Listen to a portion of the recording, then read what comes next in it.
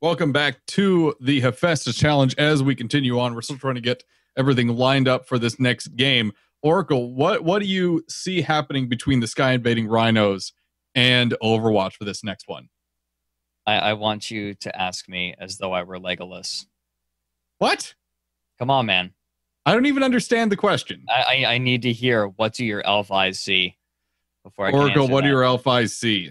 Well, Dan, since you asked so nicely, Overwatch is looking to run a goldfish, a Hwacha fish, the Gatling and the flamethrower, as well as the Boopacorn. They're doing a Gatling Carronade. This is their standard. Like this is what they've been trying to prove works for a very long time. And I mean, the Sky Invading Rhinos are quite the team to test it on. Unfortunately, I can't get in game. Yeah, we're trying. Fluffy. Okay, there we go. Now you should be able to get in. Okay, there we go. We're not going to have any of that here ever. Stupid fat Leto. No, we're not doing that here. We are focusing on this match. We have a... Oh, okay. No Woundsalls. Mm-hmm. No Woundsalls for Sky Invading Rhinos. This is a... I heard about this earlier in the week. Sky Invading Rhinos does not have Woundsalls with them because of he actually had to move. So the problem is that Sir is lacking their normal leadership, but they brought in some friends. They brought in Lochnagar, who is an amazing pilot, and Dementio, who is one of the amazing pilots, also known as Daniel, for the Riders. So as we get in it here, tell us about the map, Oracle. This is one of the brawliest maps you have in the game. It's very small. It has approximately the same flight ceiling as Duel at Dawn, or Battle on the Dunes, but you have a ton of rubble down on the ground. So if you drop, you're looking at losing your armor very quickly. It's also very tough to get back up once you get stuck on some of the rubble on the ground, especially if you're stuck around the battleship. It's very, very difficult to come out of that situation. We have Ig with the Boopacorn, Pyramidion for Overwatch, Gat Caro front with Banshee and a Flare on the side. And we also have the Shastaka fish. I looked at that and I got confused. A Hwacha fish piloted by Vomac.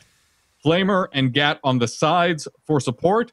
Oracle, go ahead and tell us about the Sky Invading Rhinos. For the Sky Invading Rhinos, we have the Fancy. Their classic Mobula with the Hades up top, Carronade and Flamer on the lower decks, and Artemis's, that is technically correct, on the wings. Artemis funner. You have... you know I'm studying literature. You know I'm studying writing. Yep. You know how much that bothers me. Yep. We have the Grand, a Pyramidion being piloted by Phelan. Gat Mortar Pyramidion with an Artemis. I wanted to say Hades.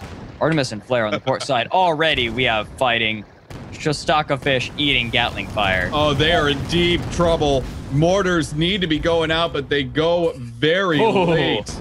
Watcher comes out, though, able to save it just barely, but the Fancy has easy arcs on that Goldfish. It's rising up, trying to get out of arc, and they're going to trade the Shastaka fish for the Boopacorn against this Mobula. Oh, this is going to be a very tough fight for Shastaka fish. They're losing armor and hull. Oh, it's back up. It's back up. Their balloon is down, though. Looks like Boopacorn is going to try to push Fancy away, maybe do a little body blocking, but no, it's just not good enough. And now Grand and Fancy might have an easy time dealing with the Boopacorn. Boopacorn did get armor down on the Fancy. They could grind them down on the battleship, but it just didn't happen. Again, a problem that we've observed with the Gat Caro, they get armor down really easy, but at that point, it's a bit of a dead game. They just can't kill hull with it. Yeah, they weren't able to damage the balloon of the Fancy fast enough. The Grand might struggle a little bit taking down the Bupicorn as they did manage to load that carronade into the balloon. And I think this Pyramidium will get away, retreating to the defense of its ally. However, already 1-0 in favor of the Sky Invading Rhinos. Anyone's game still. 1-0 really doesn't mean much. Watch a fish going out all over the Grand, but those were dumbfire. Those are dumbfire rockets. They didn't load any kind of special ammunition. No heavy clip to make it accurate. It just didn't do too much. Armor still down on the Shastaka fish. They are hurting. Those mortars are extremely accurate. Bupicorn coming into its defense, but the Fancy is going to have arc on this Pyramidion as well. The Grand is charging in. The balloon is still up, but it is going underneath. The balloon is fine, and it is going to go down and fight this goldfish. A lot of that Gatling going into the balloon, though. It'll take another clip to bring that armor down, I think. Supposedly, we actually had the team colors there just a little wrong. We fixed it, though. That's okay. Bupicorn taking heavy shots there. Armor is still... Oh, they just brought the armor back up. Their hull has taken some pretty serious damage, about 2/3 of hull. Armor goes down again on the Bupicorn. Fancy is grinding them down. They're gone. 2-0 in favor of the Sky Invading Rhinos. I'm a huge fan of the Hades double Artemis Mobula on this map. And now the Fancy is going to rise up to fight the Shastaka fish. It bounces, though, against the ribs. So it's going to take a little bit longer. But I think the Grand is not going to have too much trouble against this goldfish. Armor goes down. Mortars are going to be terribly easy to land. And there it goes. Third kill for the Sky Invading Rhinos. Bupicorn spawns in very close.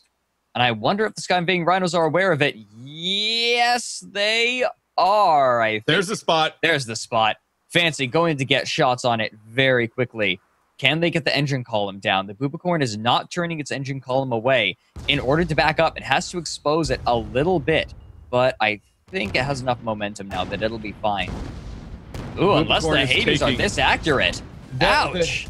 The Hades is a tough weapon to learn in an exact nature, but those shots were on point from the Sky Invading Rhinos. A very tough weapon to fire accurately when moving. That was impressive, though. I loved that. Yeah, that was really good. The Hades was remarkably accurate. And, of course, the Bupicorn was showing a bit of its side, making it easier to land on that hull. That was just a very bad situation. But they were able to get the Pyramidion out of there. Now, I have to say, I'm not a huge fan of the Hwachafish in this situation. I know it could be effective against a Pyramidion, but so far, we really haven't seen that happen yet. And I can't say I'm a huge fan of its brawling capabilities right now. I'd say the problem more lies in Overwatch's positioning. The Shastaka fish has constantly been running. That's all it's done this match, really. I mean, it hasn't really fought. It loaded out Hwacha against the Grand for defense, but there was no way it could actually turn that into anything powerful. Fancy coming out. Wow. Yeah, Fancy and Grand both starting to take some pot shots on the Shastaka fish. Bupicorn coming in against the Grand. They're turning to engage. Decent ram from the Bupicorn on the Grand, thrown it completely out of arc. Hwacha, though, again, most of those shots actually did not hit appropriately. And now Bupicorn is in a very exposed position. Armor is down.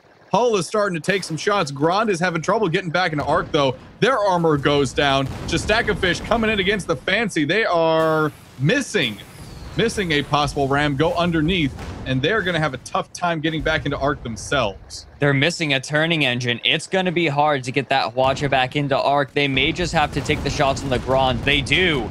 They're able to disable the front two guns, but the Grand still manages to get the kill on the Bupicorn, and now the Shastaka fish is left all alone. If this goldfish goes down, that's it. And Overwatch loses their dreams of the gold bracket. Very tough situation. Shastaka fish is absorbing a lot of fire. Their armor is gone. Their hull is taking shots. All repairs, but it's not enough. Oh, wow. 5-0 for the Sky Invading Rhinos. That was brutal and quick. Third 5-0 of the day. Wow. Sky Invading Rhinos really showed their stuff there. They managed to keep the Shastaka fish locked down that whole time, and the Bupicorn just did not have enough power one way or the other to save its ally. That's just... Oh, wow.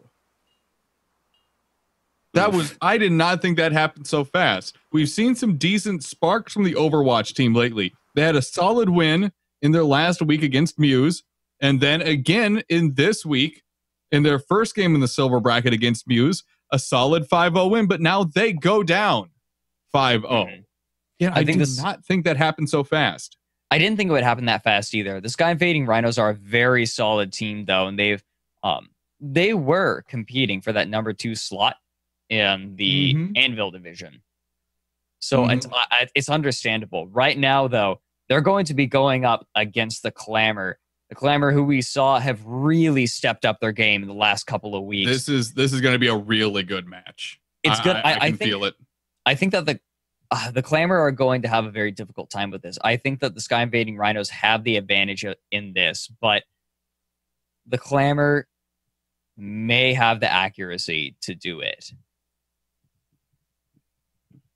It'll be hard. It'll be an uphill fight. But the dream is still alive for the Clamor. Oh, absolutely. This is... whew. This is going to be an exciting one here. The semis for the silver bracket for the Hammer division happen here in just a few minutes. Just a few minutes. Do not go anywhere, folks. Right after this break, Clamor versus the Sky Invading Rhinos. It's time. Thank you for joining us so far, folks. We'll be right back right after this. You're watching twitch.tv/The Rob and Dan Show and robanddan.tv/live.